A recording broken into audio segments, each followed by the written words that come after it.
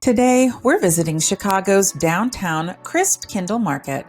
I'm Anna, this is Jeff, and we're on a mission to see the world with our family and encourage you to do the same.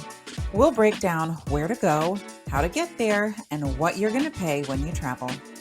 Jeff and I have been married 18 years. We have 3 kids and we've been traveling the whole time. We've moved cross-country 7 times. We've taken our kids to 23 states. And all of that is without really trying. We just love experiencing new things. We love seeing beautiful sights, but we also love the journey.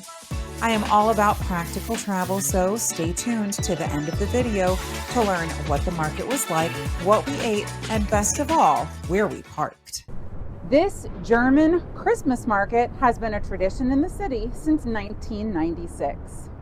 Now, I've had my eye on this market since we moved to town last year, but I've been a little nervous about it because it's outdoors in Chicago in winter, and we're even expecting snow this afternoon. We arrived in the afternoon and found the market already quite crowded.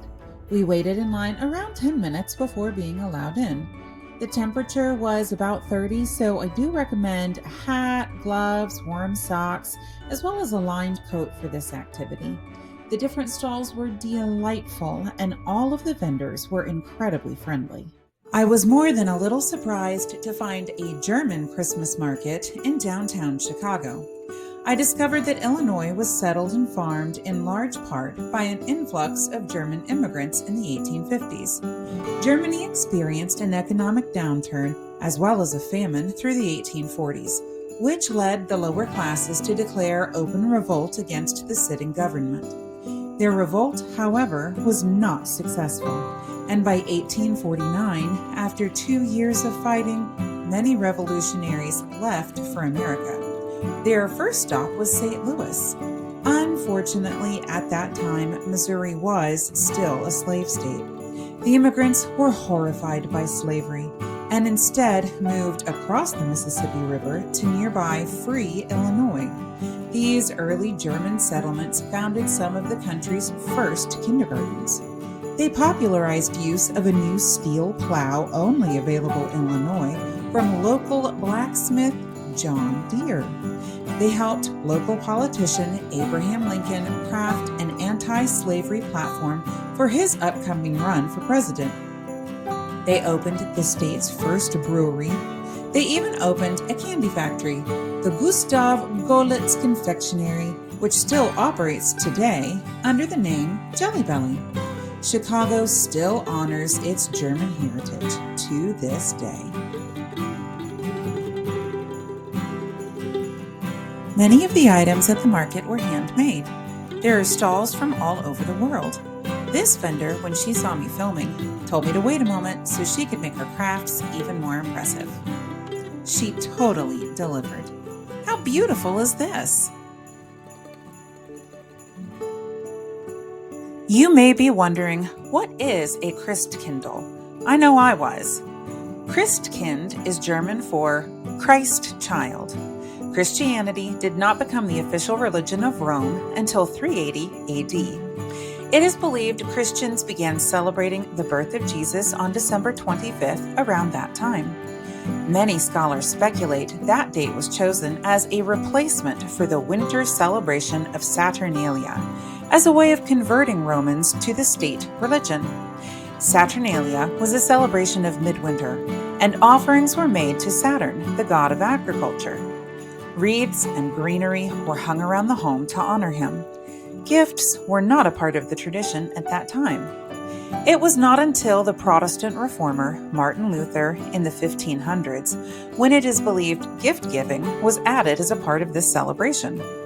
Church history records him as being irritated by the exchanging of gifts on December 6th as part of the celebration of St. Nicholas, the patron saint of children. Martin Luther wanted Christians to stop worshiping saints instead of Jesus, and publicly announced that his family would exchange gifts on December 25th instead, and that it was the Christ child, or Christkind, who would bring them. Today, the Christkind is depicted as a golden female angel. Some historians believe Luther attempted to illustrate the Christ child, and that his illustrations were later misinterpreted as a golden angel bringing gifts. Others believe it is the angel of Annunciation who announced the birth of Jesus to Mary, who became synonymous with the Christkind over time. Either way, it's a lovely bit of lore to add to the beauty of this downtown Christmas market. The crowds were intense. Several times I had to stop because I simply could not move forward. The crowds would press around me on both sides, going in opposite directions while I stood still. With everyone wearing big winter coats, it was like being a rock in the middle of a flowing river of marshmallows. There were ornaments for sale, carvings, steins, and all sorts of jewelry and clothing. Food stalls are toward the back, and we all enjoyed some schnitzel, which was very tasty. We spent around 2 hours downtown, long enough for the lights to turn on. Then it was time to head back home. I got these gorgeous shots of downtown Chicago looking very Christmassy as we walked back to the parking garage. We parked using parking.com. I cannot recommend this app enough. You can download it on your phone, you can access it through a desktop. We got parking only a few blocks from the market in a covered garage with a security attendant for just $13. A word to the wise, do not bring your large car downtown. We took our Ford Escape and left the Flex at home. There were several moments where all of us sucked in just in case it helped our car fit through the tight spaces better.